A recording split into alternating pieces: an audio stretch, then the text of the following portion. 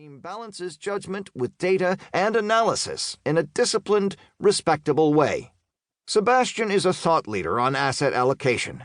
He is also an avid and quite fast runner, likes the occasional glass of wine, and tells a good story.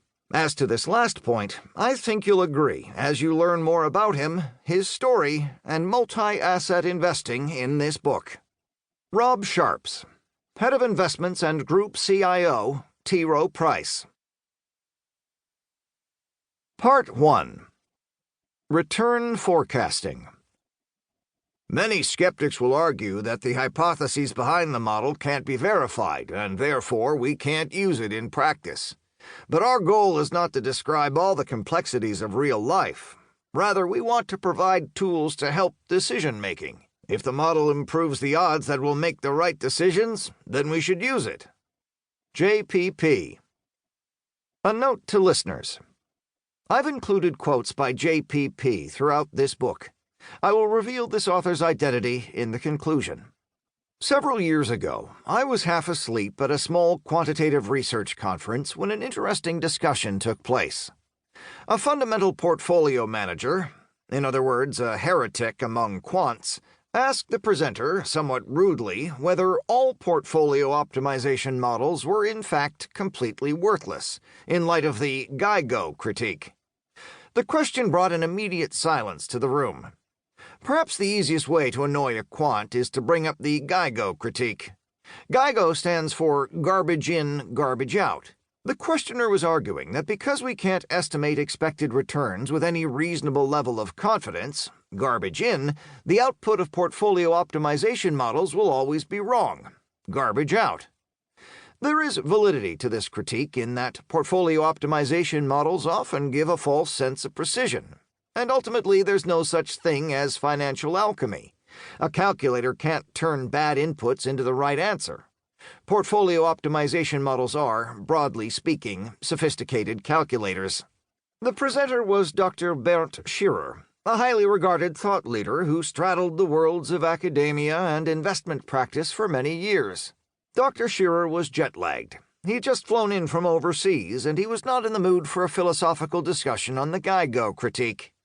In one short sentence, he gave the most remarkable rebuttal of the critique I had ever heard. His answer ended the debate before it started, and it has stayed with me throughout the years.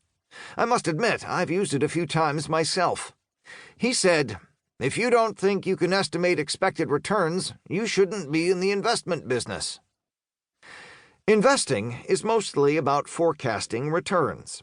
Even investors who don't formulate expected returns as a precise number make implicit forecasts when they pick stocks or bonds or allocate assets.